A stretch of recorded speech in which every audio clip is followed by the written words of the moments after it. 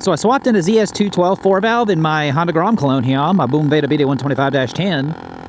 And I've been working on getting it dialed in, getting the tune worked out. I think we're close. I got a Nibby PE28 in it. Exhaust is from a low mount for a CT70. It still has the silencer dealie in it, which I'm trying to decide if I want to pull out, because I was trying to keep this thing somewhat quiet, but as you could probably hear, that intake down there, it's actually louder than the exhaust, or at least it seems like it, because that's what, you know, that's in front of me, and the exhaust obviously is pointing out the back. I do enjoy having a fifth gear, though. That's one thing I like about this engine. That I'm not having to go wide open everywhere. I can just take her nice and easy, baby. But as far as tuning goes, I think the pilot jet's okay. I think the main jet's fine.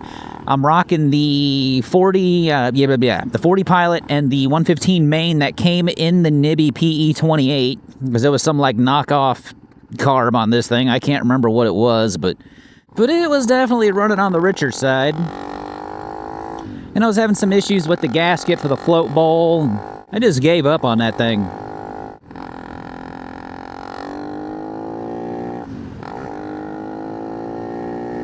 I do like the extra pickup, though.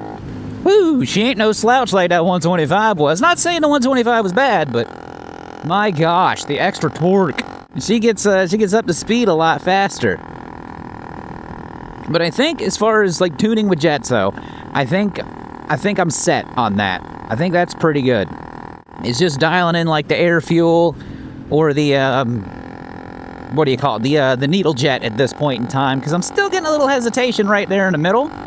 Not a lot, but just enough to where I want to tweak it just a little bit more. But she is usable. She is very usable.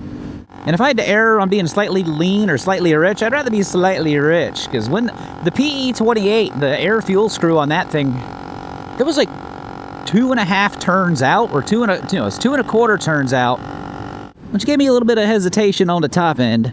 So right now we're sitting about 1 3/4 turns out, and that seems to be the ticket, so to speak.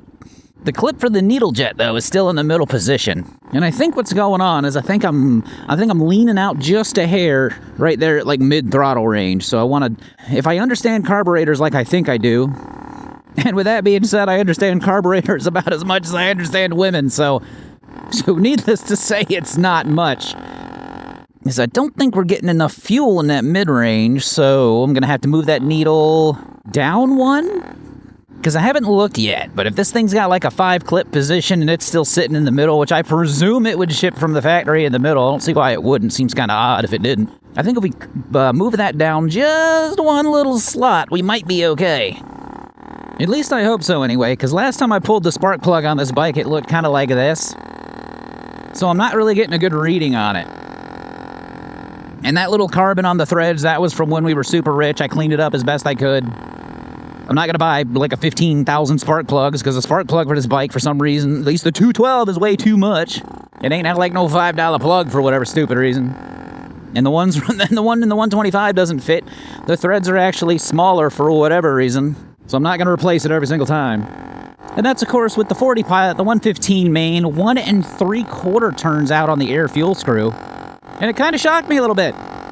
Because it, based on all the charts and everything I've seen online, that doesn't really give me a direction to go with. It doesn't really give me a direction to go with, but the bike's running really good.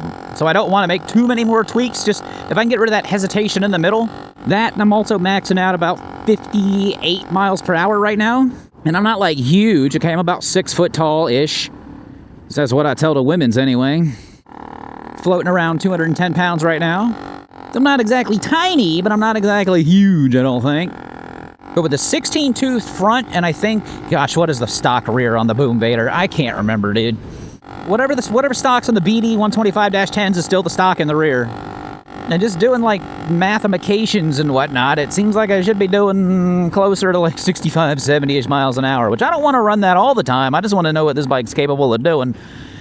And I think what's keeping me from doing that, from holding me back, is the little silencer dealie in the exhaust. So as much as I want to keep this thing quiet, we might need to pull that out.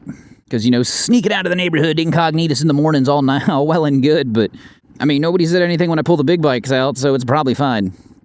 I will say, though, it is nice having the extra power.